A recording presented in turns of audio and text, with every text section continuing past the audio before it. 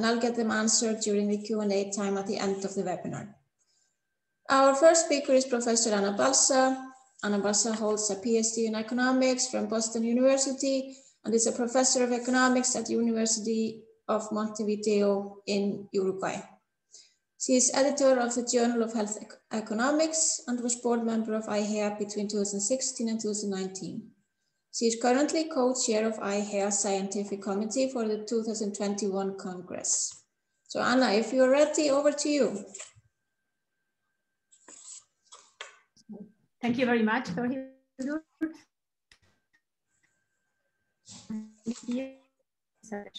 Here.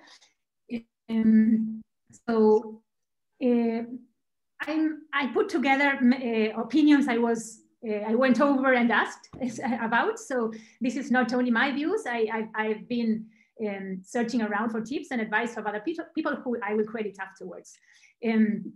So hopefully this is helpful for you. So we were asked to talk about 3 things, and the first one was how to find a good journal match for a research paper. And the first 2 ideas that came up, and almost everybody put them together when I asked, was that first you should know the relevant literature of the paper you're working on and where it was published. So you should go and look at your work cited, at your works list, cited list, and then see where majorly the literature has been published. You have to take into account that first papers on a topic are usually more likely to end up in a general journal, while subsequent work is more likely to end up in a field journal. So you should take that into account when deciding, when making the decision where to send it to. The second point is about editors' tastes. So you should be able to know what the editors have been working on and have been published on, because if you go to a journal where no editor has been working on your topic, that's not really a good sign. So probably there's a higher likelihood that they won't like your paper or are not interested in your paper due to the topic. So doing the homework and researching about the editor's tastes is an important issue. A usual question is how high to aim. So where should I go to a first tier, a second tier journal? And of course, well, that depends a lot on what you think the contribution and the innovation of your research question is. But well, a good thing is that aiming higher can get you good comments, but also can substantially delay publication. So you should trade that off when you are thinking about it. Another issue is that even if your paper is on health economics, you maybe should consider the advantages of framing it as a more general problem with an application to health. That will expand the number of options you may have available for publication. Important in this topic and in all the other topics we are talking about today is to always talk it out with a senior colleague. That's usually asking advice from them is very important. And then I'm just copying a blog by Kit Carpenter, who talks about how journals work and how especially health economics and public policy journals work, and maybe a good thing to know how the journal, what's the inside process of a journal. So that will allow you to be more clear about the decisions that have been made and what you should take care of. In economic journals, usually like the format you submit the paper with is not that important, but if you are going to publish in an interdisciplinary journal, that may be more important. So you should know what are the rules of the journals. The second topic is providing useful tips on responding to reviewers, editors, and comments. And on this, well, the first piece of advice is first to plan your response. And this is something a lot of scholars told me. You should not begin writing down your answers the first time you receive your revise and submit letter. You should read the comments, set them aside, come back a week later, read them again, And the passage of time will often help you calm down and be less defensive about them and make more objective and clear decisions than the first grade. So, well, another suggestion is to make a table in 2 columns and have all the comments on the left-hand side, on the left-hand column, and to begin writing down how, in a very tough or a very rough way, how you will handle each of the comments. And that will help you grab like a whole sense, a big picture of what your response will be, and also try to recognize whether there are some issues that maybe will not be compatible among them. So having this rough sketch of your response is a good way to begin with, or something I would recommend doing. Another very important comment that appeared everywhere, everyone said the same, be exhaustive about your response. Never dismiss a comment. Answer every comment. So you should show the reviewer that you seriously address the concerns, even if this means that you have to do additional, substantial additional work to do it. You should always think that the reviewer hopefully has spent a lot of time trying to give you comments and recommendations. So you should have that in the back of your mind when responding. If you are not able to address what they are asking, you should still answer, and you should show that you did the best to it. And you can, of course, comment on the difficulties that you faced when responding. Usually it's important to read the editor's letter, because the editor will give a signal on the most and least important comments from his perspective or her perspective. So you should probably place more importance in this most substantive comments. But again, respond to all. Do not leave a comment without responding.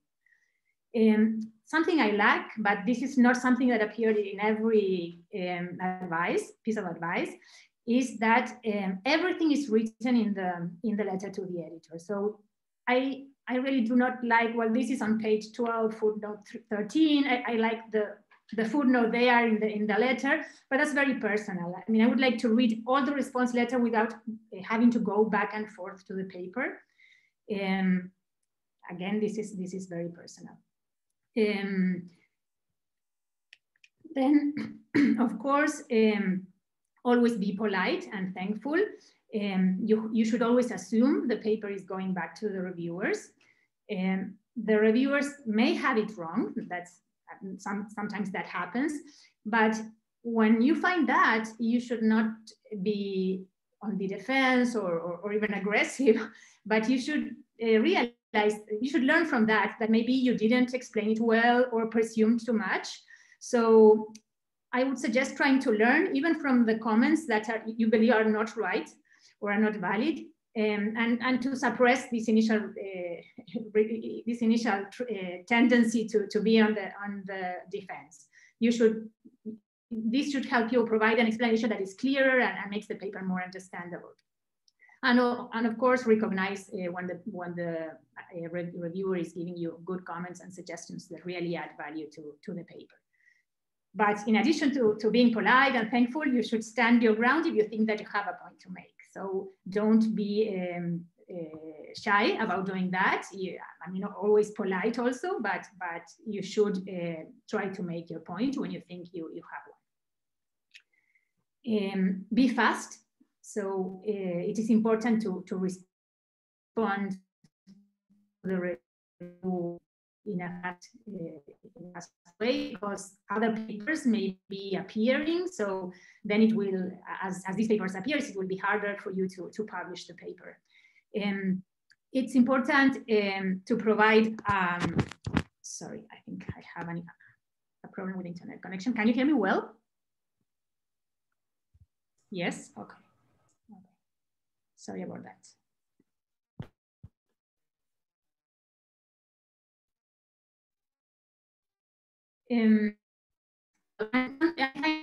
When the reviewer summarizes his main points at the beginning of the response letter. the reviewers, sorry, whether the authors summarize their main responses at the beginning of the response letter. And of course, ask always a senior colleague, ask. That's a very important piece of advice, I think. Ask when you are stumped. Well, and the third point is how to become a better reviewer. And actually, there are very nice pieces of advice written, and I'm copying them at the end of these slides. There's a book actually, and there are some papers, some very short papers regarding being a reviewer, which are very useful. I found very, very useful. Well, the first thing is you should volunteer to be a reviewer. You should let people know that you are available. Editors are always looking for good reviewers and are willing to try reviews with early career researchers to test the waters on the scholars. So don't be shy and offer to volunteer to be a reviewer. You can directly volunteer with editors, or you can volunteer through when you sign up to a journal, they ask you if you'd like to be a volunteer. Then this is very important. Decide quickly whether you review. And this is something I find very, very usually people that are not responding to whether they would like or not would like to review. And this really lengthens a lot the publication or the review and publication process. So when you get an email asking you to review, try to find out if it's a paper that is on your topic of expertise, if you are really planning to spend time on it, if you have any conflicts of interest, and if you decide to go with it, answer quickly. And if you decide to decline, please do so quickly. The time you spend there delays the process really a lot. A good review will signal a good quality of the reviewer with the editor, but do not try to make your review to impress the editor. Try to make the review to make a good recommendation for the paper. So let's say that you decide very fast that the paper is not publishable. Do not spend 5 pages talking about all the issues. Just make good use of your time and just give that recommendation, and your think the paper is not publishable. And there are very few questions you should focus on when analyzing a paper. First is the value added of the paper. Is the problem interesting? Is the contribution new? Does it fit the journal's interests and quality? The second is about methodology, and specifically, well, does the analysis support the conclusions in the paper? If it's a theoretical paper, are the proofs right? If it's an empirical paper, is the model well specified? And then beyond that, now we are asking more and more the mechanisms behind whatever you are presenting, right? So you may find an effect, but if that effect is not really linked to underlying mechanisms, behavior, and to economic theory, then it may be harder to publish. So you should really also to acknowledge that be constructive, want others as you would have done to yourself. So you should help authors find their biggest contribution and to better explain it. One very important thing is to try to end each comment with a clear suggestion of what you would like the author to do to address the issue. Sometimes most usually you have reviewers talking about critiques, but not really what they want the author to do, to improve it, especially if you think the paper has a chance of being publishable. If you think the paper, there's no way of turning that around, then that's okay. But if you think the paper is publishable, then you should be able to tell the author you want something done to improve that. And of course, if you can, offer solutions to the actual problem, but remember that you are not a co-author. Just you have to go in between those two lines. And it's nice if you recommend reject to suggest alternative journals. Well, I think I'm sort of out of time, Thorhildur, or am I doing fine? I think I have a couple more. So,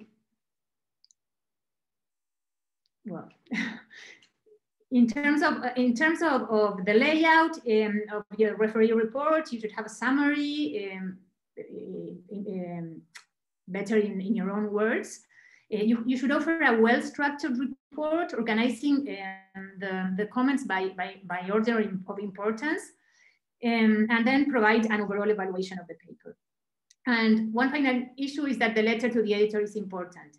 So you should have a letter, an additional letter stating your recommendation,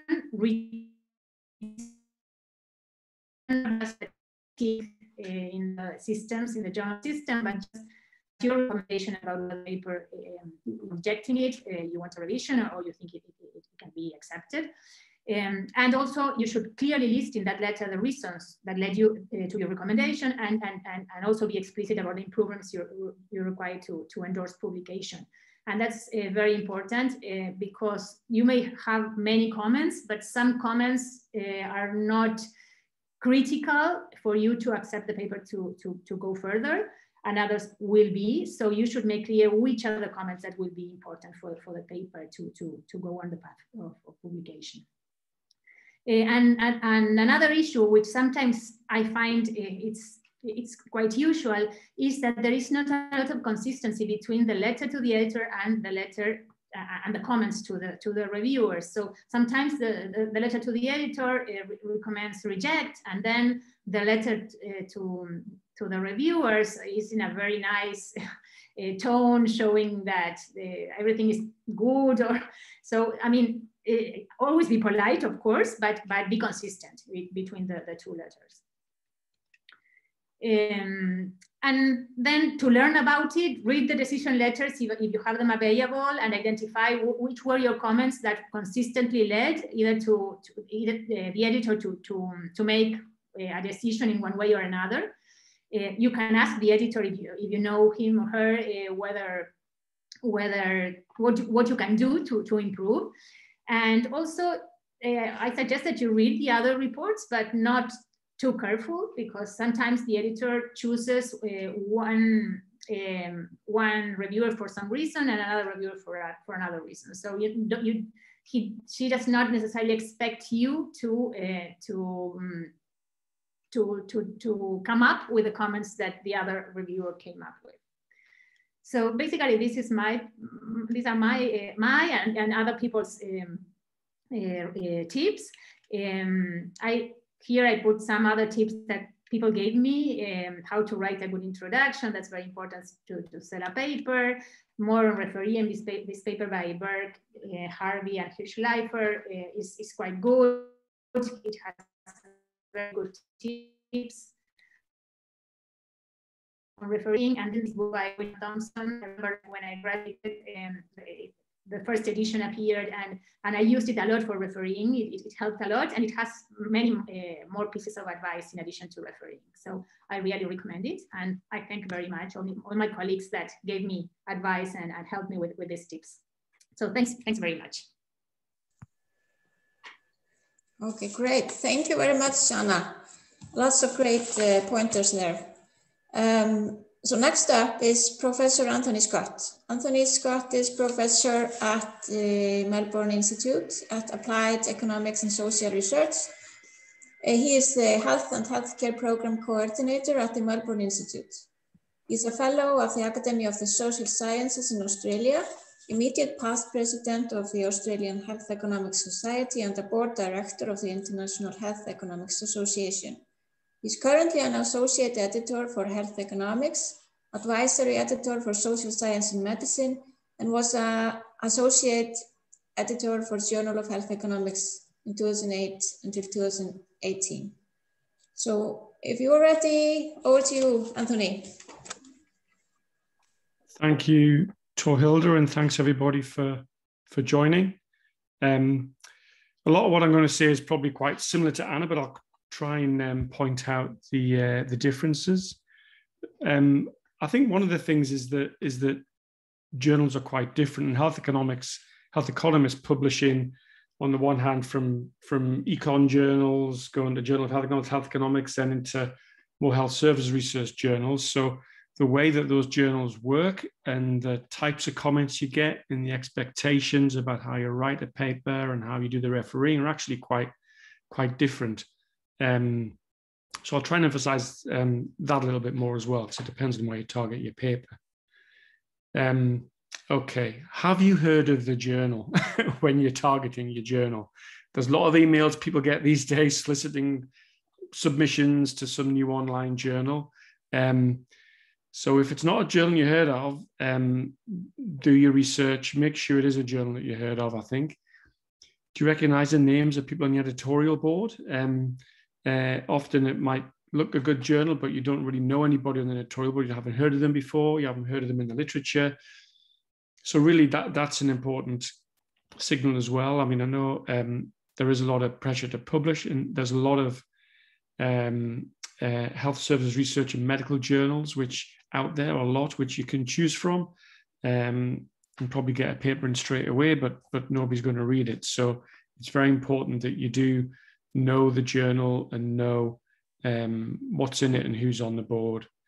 Is it a journal that you frequently read? Well, is it something that's referenced in your reference lists? So, knowing the journal, knowing what's in it is really important, as Anna said. Does your paper fit the scope of the journal? That's more than just reading the statement on the journal webpage about the scope. It's part of that, but it's also looking at other papers in the journal and familiarizing yourself with what's already published. Has the journal published similar papers to yours in the last 2 to 3 years? So is there something similar that you can see? Is there some debate going on in that journal that you could add to that's going to be useful? And is your paper written in the same style as the journal? Remember, econ papers and medical journal papers are written very, very differently. Medical journals are very scientific in terms of the way introduction, method, results, conclusion. You do not interpret your results in the results section. You just present the results, and then the discussion, that's where you interpret the results. Whereas in an econ papers are much longer, they're more discursive. It's more, well, I did this first, then I did that, then I found this, and then I'm going to do this. So the road through an econ paper is a bit more windy than a medical journal paper.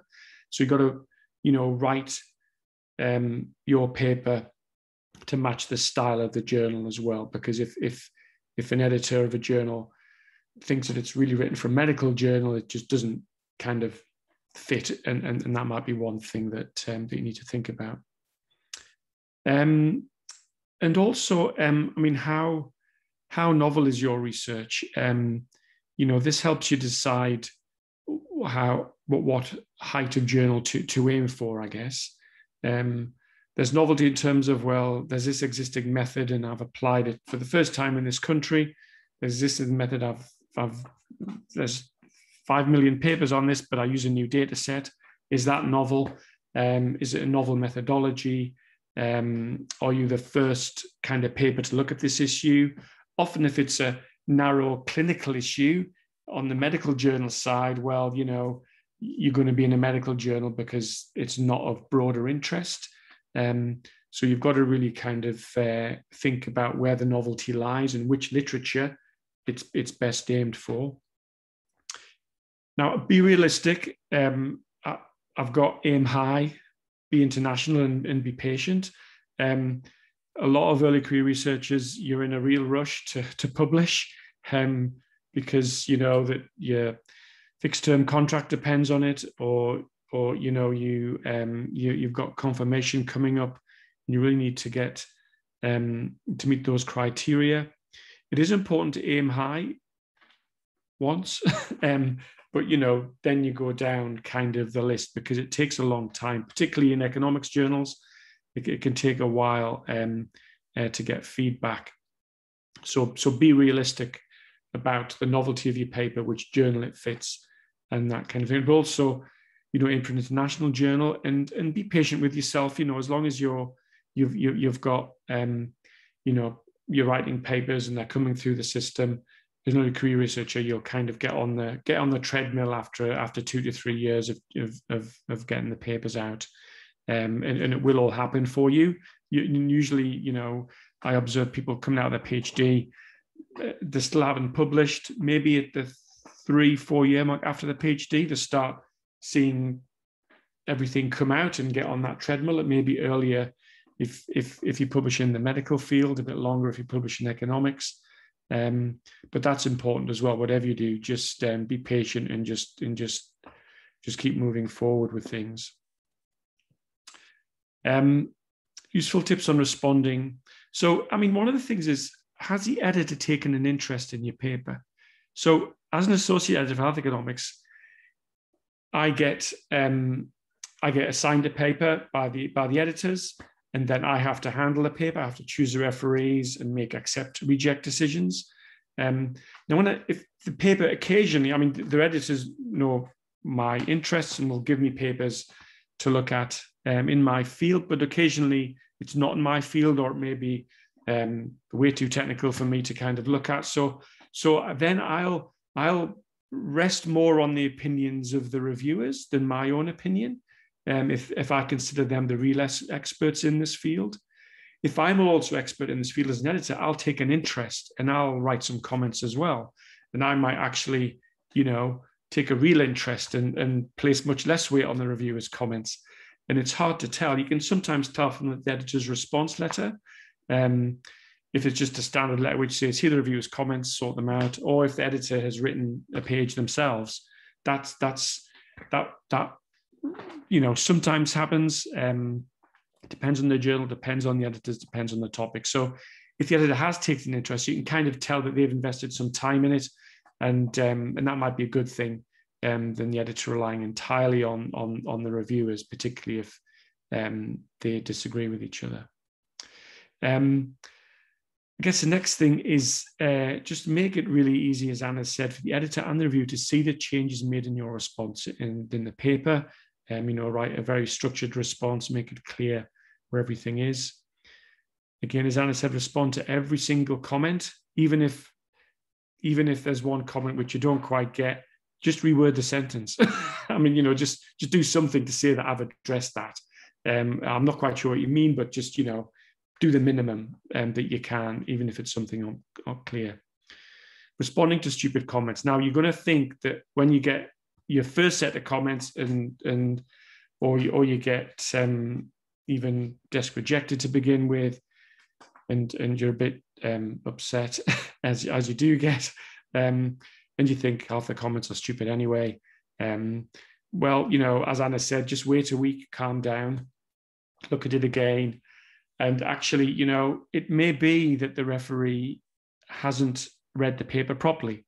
Don't assume that everybody will. It may be that they've made some silly comment because they've missed something in your appendix, or they've missed something that you read. But other readers might do that as well, right? So to me, that's actually a point of clarity of the paper. Maybe the paper wasn't clear enough on that point. Maybe you need to emphasize that a bit more. So often there are some silly comments that referees made because they haven't read the paper, but assume that it's a valid comment, and you have to make the paper more clear in order to avoid that. And again, you know, you're up at word limits, but these days with online appendices, you can put stuff in the appendix if things aren't clear, and that's very helpful as well. And just think, when you're responding to comments, no matter how many they are, no matter how hard they are to do and difficult, and they want you to reanalyze all of the data again, which will happen, you always think, well, you know, my paper is going to be better at the end of the day because of this. These comments are good and they're going to improve things. So that's a good motivation to keep you going through a long process. How to become a better reviewer.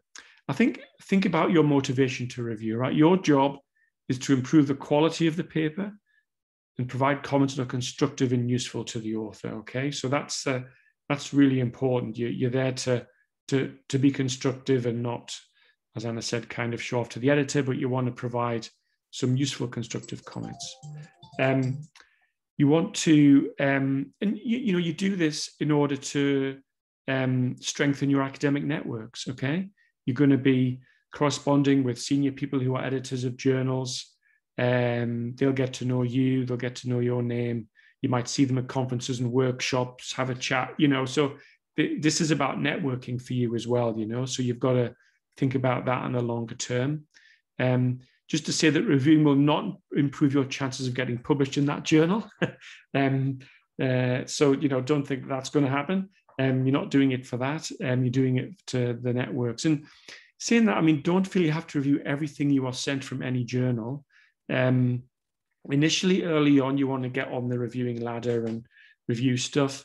But later on, plenty of people, I mean, we find it very hard to kind of get referees. Sometimes people do refuse us, and that doesn't, I mean, we know who refuses and that kind of thing, but it's still, you've got to somehow, over time, it evolves that the editors get to know what you're working on, because sometimes you might get to review a paper which isn't in your field and you find it difficult to review.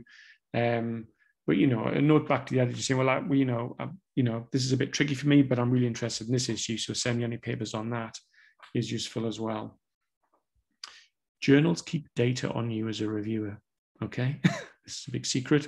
Not sure about the privacy laws here, but in health economics, as an associate editor, I can rate the reviewers on timeliness, on quality of the review. When I'm searching for a review in health economics, they've got a massive database that I can access of reviewers. I can search by keyword if I don't know people or particular field, and I can look at how many papers you've reviewed in the last year for that journal, and your average score as an editor. So associate editors and editors do choose people not just on the basis of who they know, but on data that the journal holds on them. So that's important to know that I guess there's data around on you. It's important to respond to initial requests quickly. I reckon for health economics, on average, I have to approach 5 or 6 people to get 2 referees. Some journals, sometimes it's 10 people I have to ask. So it's actually, everybody's busy and it's very hard. And if we send you an email, respond quickly so we can move on and speed up the process. Otherwise, it takes a lot longer to do that and to get referees, and that's important. Try and respond in a timely manner, and also give the editor, as Anna said, a clear recommendation. Make it easy for the editor to see where the faults of the paper are and where its contributions are, and how it could be improved, and that that just makes it easy and clear about what to do. Okay, so I'll stop there. Thank you, everybody.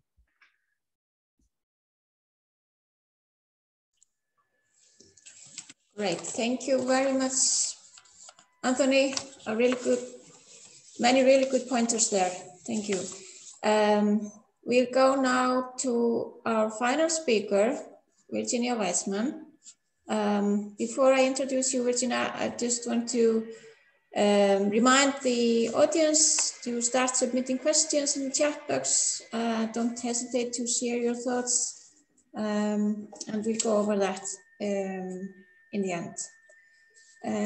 So Virginia Weizmann is Professor of Health Economics and Health Systems at the Kirby University of New South Wales, and at the London School of Hygiene and Tropical Medicine.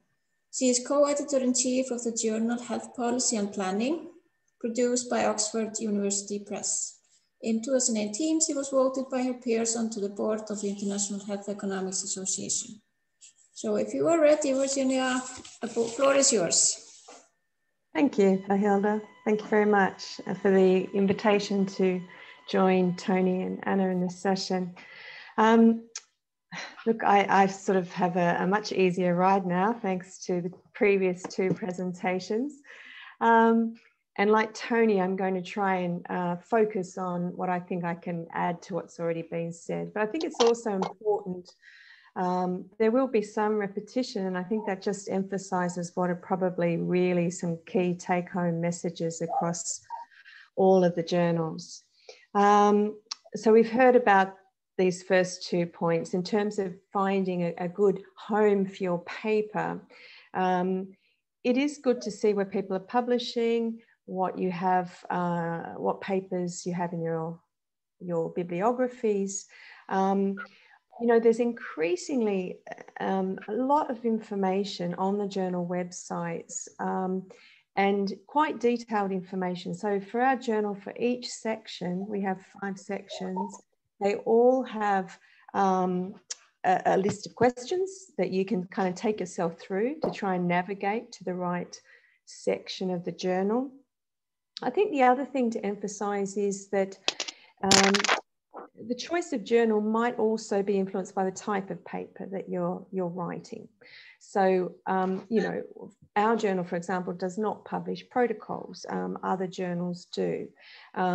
We also have other sorts of papers, policy and practice reports that are sort of very targeting a lot of people that work in policy who might not have a sort of I guess a large substantive empirical piece of work, but maybe more of lessons learnt in the field kind of thing.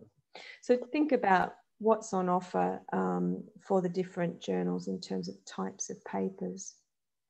The other thing I might also emphasize, we said before that thinking about what has been published, but if you're writing something you think is truly original and it may not have the perfect home, that is when the cover letter is really important.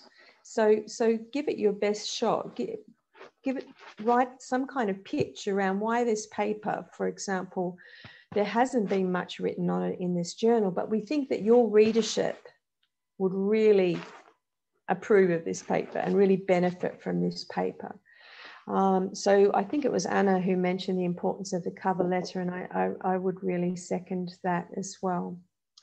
And of course, there are a gazillion different websites and search engines that you can use to try and find a journal.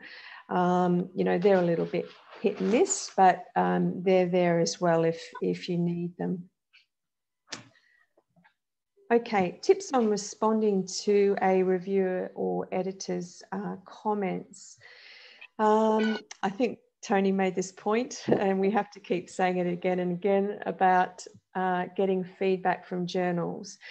You know, the reality is that you can, you know, sometimes go through 2 or 3 rounds of comments. It's a bit unusual, but you can certainly have multiple rounds of feedback and the paper still won't be published. Now, part of that can seem incredibly unfair sometimes, and it's happened to all of us. Part of it is that, you know, the journals are trying to work with you. I mean, the journals, I think I speak fairly for everyone, is that we don't get a paper and just sort of look for ways not to accept the paper. We are looking to take on board the work and try our best to publish. But sometimes even after 1 or 2 rounds of comments, it's just not progressing, and it requires a lot more work than perhaps a time frame will allow. So it's a tough gig, but you have to sort of, as Tony said, keep plugging away and don't get too despondent if that happens to you. Keep the responses concise. In terms of formatting, I mean, there is a certain degree of personal preference here. I find that our editors tend to like it, and our reviewers, when the comments are numbered, and then you can respond in a very sort of ordered way. You can add the numbering yourself. Sometimes you'll get a review that is just one long piece of text, and it's up to you to sort of maybe break it up as well. And I think Anna had the idea of having 2 columns. You can number. And what that also means is that if you get repetition, you might have 2, 3, sometimes 4 reviews. If that's the case, there will be repetition. And so for our journal, we don't sort of expect you to repeat answers. You can say comment 1 by reviewer 1, you know, please refer to that. So keep it sort of systematic and make it easy for reviewers and for the editors. As Tony, I think, mentioned a few times, you don't have to agree with everything, but you do have to pay consideration to everything that's been said. Yep, I think the point about being too defensive or potentially too argumentative doesn't really get you anywhere. Yes, pop it down, come back in a day or so. And, you know, on the whole, my experience is that, you know, it's often not that people don't carefully read the paper. That does happen sometimes. It's just things aren't always clear. And so that's really important that you recognise that some of the feedback you're getting will make your paper and the messages in the paper a lot clearer. And that's going to get you more readers. It's going to get you more citations. That's important. Yeah, make sure your team see your responses as you would with your paper itself. Don't try and go it alone, unless, of course, you're a sole author. Get everybody in on the act and get everyone's support, especially if you've got sort of senior authors on the team. They can all provide great support. Read over the responses really carefully. I have to say that, you know, not unpolished papers with typos that keep coming through, it can be a little annoying for some reviewers, and you don't want to sort of go down that track unnecessarily. I'm not so much talking about language issues. I mean, it is important to have someone, if it's an English language journal, to have one of your colleagues, if your first language is not English, to have someone else have a look over both the paper and, of course, the responses. Our journal targets low and middle income countries all over the world, and we get many cases. We have authors for whom English is not the first language. We have a service called Author Aid, and I know some other journals do as well. And they can help at the submission stage to check. They won't do a sort of a detailed edit of your paper, but they can check language. So that's something else to bear in mind.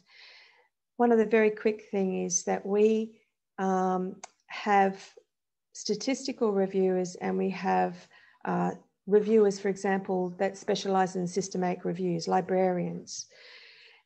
So as Tony said, don't try and necessarily be an expert in all areas covered in the paper.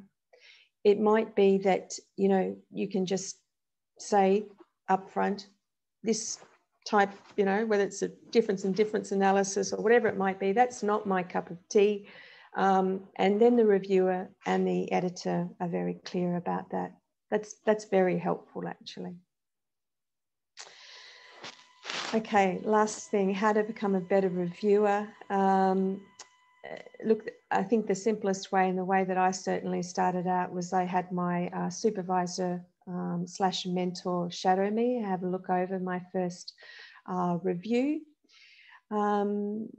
Gather some examples if you can from colleagues. Also, you'll see published examples for different journals. That can be useful as well. We don't publish our reviews, but there are a growing number of journals that do that. And even if it's a different journal to the one that you're targeting, still can give you a few ideas.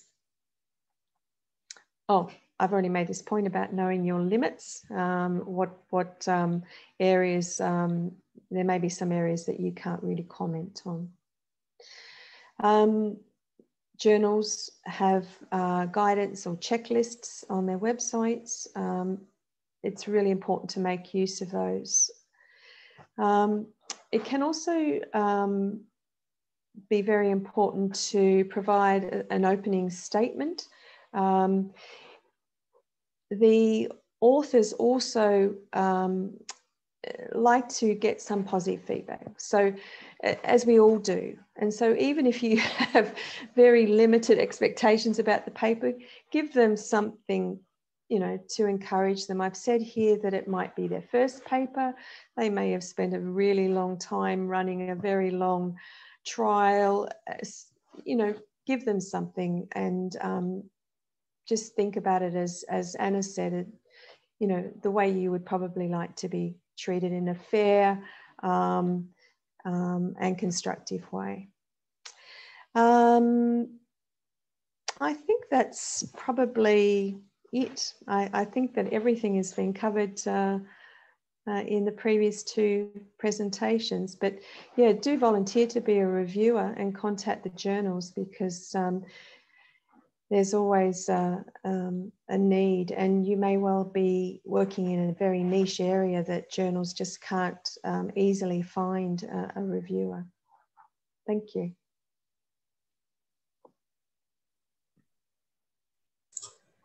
Thank you very much, Virginia, for your excellent pointers. So we will now turn to the Q&A time. And we have already received a couple of questions. So I'll start with the first one from Callum Brindley. I'll just read his question. Thanks, Anna. Thanks, Anthony and Virginia, for these useful presentations. Could you possibly comment on how papers are allocated for reviewers? Are papers blind reviewed? Maybe it depends on the journal. Knowing the author shouldn't influence the recommendation, but it could potentially. Any thoughts or reflections? So, who would like to start? I can have a go. I think, I mean, it does depend on the journal. And I think, I mean, you know, some of the open access journals now, you know, it's not blinded, whereas, you know, journals like Health Economics, the reviewing is blinded, so the reviewers don't know the authors. But then again, sometimes by the paper and by the data set that they use in the country that they're in, sometimes you can kind of work it out who the authors might be. So it's very difficult to completely blind a paper. And yeah, so it just varies. And I think, you know, it's important to think about conflicts of interest when you're a reviewer, and declare them if you think that you've co-authored with this person, even if it's blind. You might still know the presenter at a conference, so you know them. It's fine to still agree to review it if you actually kind of can guess who they are. If you've seen it at a conference before, that's fine, as long as you haven't got any other you know, kind of conflicts of interest with them. But yeah.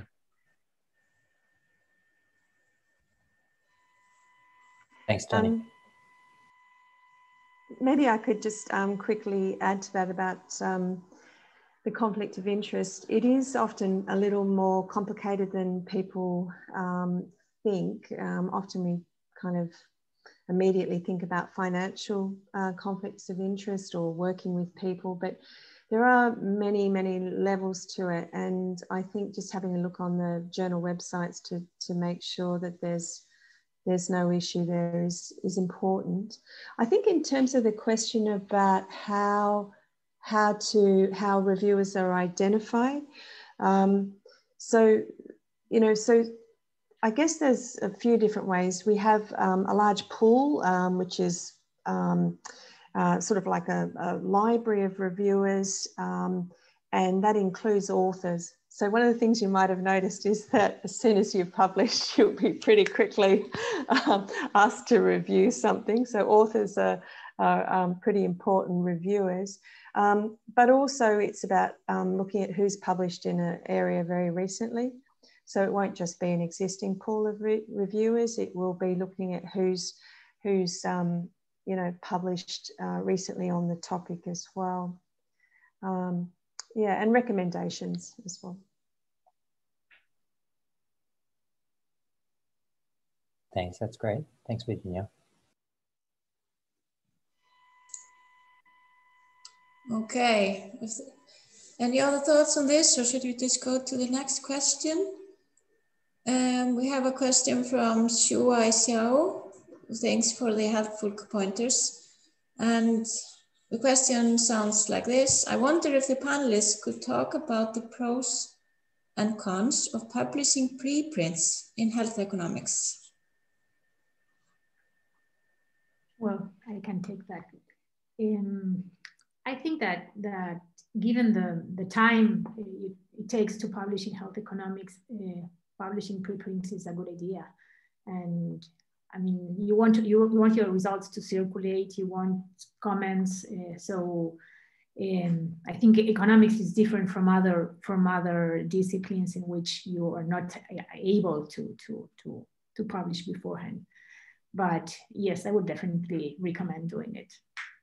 I mean, I usually go and seek for papers. The first places I go is NBER. I mean, I want to look at the latest papers, and sometimes the journals won't give you that. I mean, of course, they are peer reviewed, and that will tell you about the quality a lot, which will signal the quality of the paper. But sometimes you want faster results, and you want faster feedback also.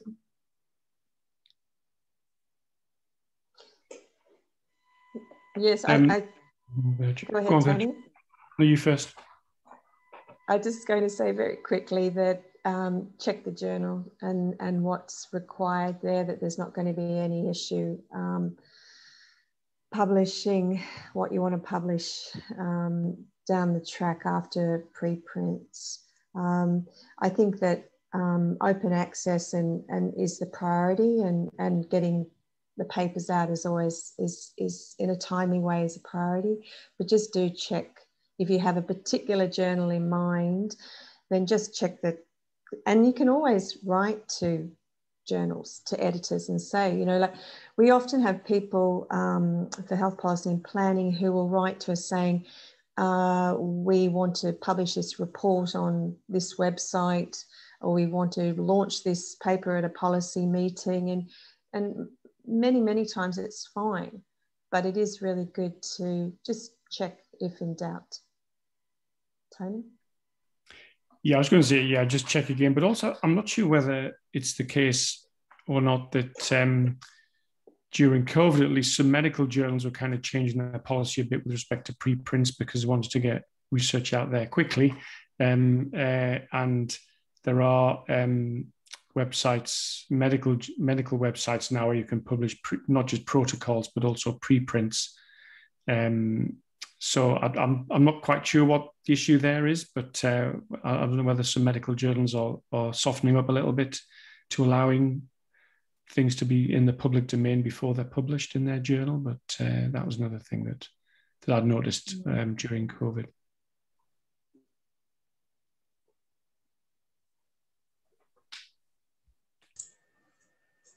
Thank you for your responses. So I encourage, if someone out there has a question he or she would like to ask, please do that now, because we have only a few minutes left of the time allocated for this webinar.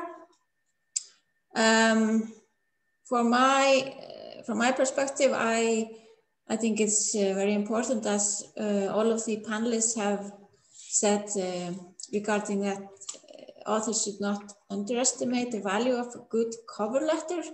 I would think it's of good value to try to pitch the article and explain why exactly this journal's readers would like to or should benefit from reading exactly this paper. I also think that regarding responding to the reviews you get for your paper, it's definitely a good thing to set them aside for a couple of days or even a week, just to get the feeling for the scope of the task ahead. Sometimes when you get a review, it feels like or seems like they are negative or even overwhelming, but actually when you come back to those in a couple of days, they might just be only a couple of issues and not that much work to do. Well, we now have only 2 minutes left. Are there any other thoughts or ideas that the panelists would like to address before we leave? No. I've just got one actually a comment or a question. Oh no, that's it.